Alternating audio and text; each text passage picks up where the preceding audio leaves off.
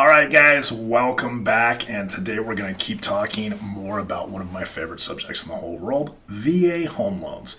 And today I want to talk about a very important calculation that a lot of times gets overlooked. The general public doesn't understand it, veterans don't understand it, and it's a very important calculation. And to be honest with you, I think if every single other loan program, FHA, conventional, USDA, you name it, went and actually utilized this formula, this calculation, you would see default rates on those other loans go down tremendously. So what I'm talking about today is what's called the residual income calculation, the residual income calculation that the VA has for veterans. And I'm going to walk you through it today and explain why that's important.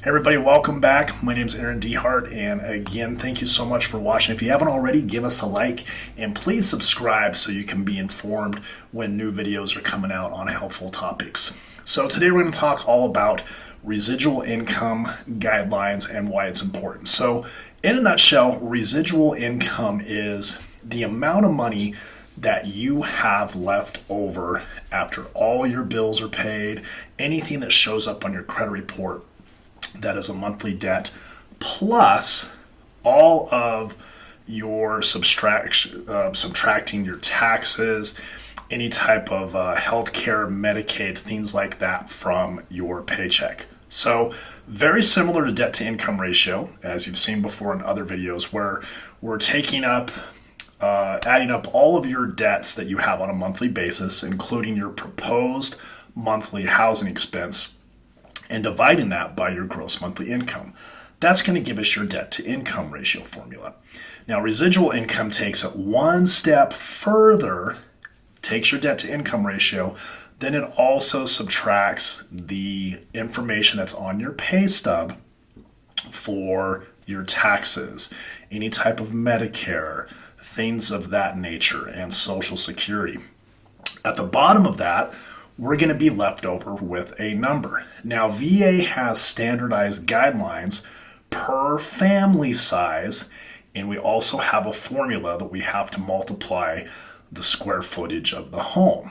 VA wants to either see you meet or exceed that number and able to make your loan insured.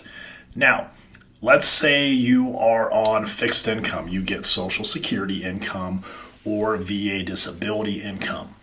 If you've seen my other videos, we are allowed to gross that income up for your gross income. However, when it comes to calculating your VA residual income guidelines, we have to use whatever that net amount is. So for example, if you're getting $3,000 disability from the income and we can gross that up 125%, we get to use that as qualifying income. But however, when it comes to calculating your VA residual income guidelines, we have to use that $3,000 number. Same with Social Security number, we can gross that up as well, 125% that the VA lets us use.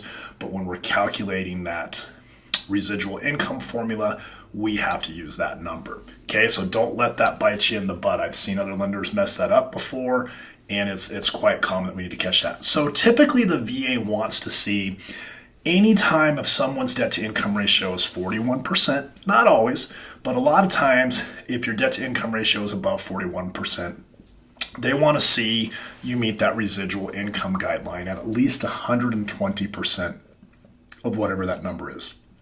So for example, let's say the residual income guideline for your family size and the size of the home that you're buying is $990. They want to see that $990 at least exceeded by 120%. So it's very important that you understand that calculation.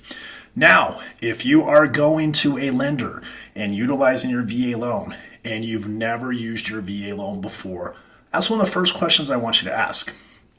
Hey, what does my residual income look like? Can I gross this up? Can I not gross this up?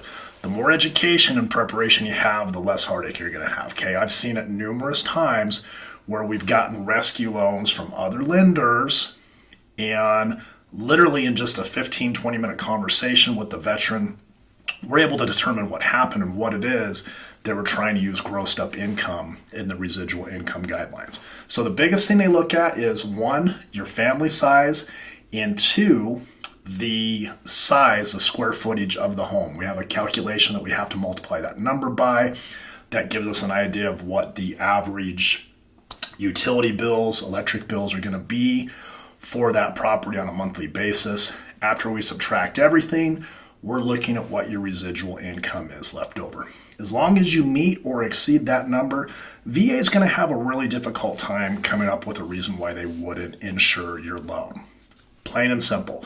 So the number one calculation you want to be aware of is VA residual income. And like I've talked in the past, VA really doesn't have a set number on debt to income ratio like a lot of other loan programs do. For example, if you're on a conventional loan and you exceed 50%, Fannie Mae and Freddie Mac, the two governing bodies of conventional loans, are automatically going to decline that loan.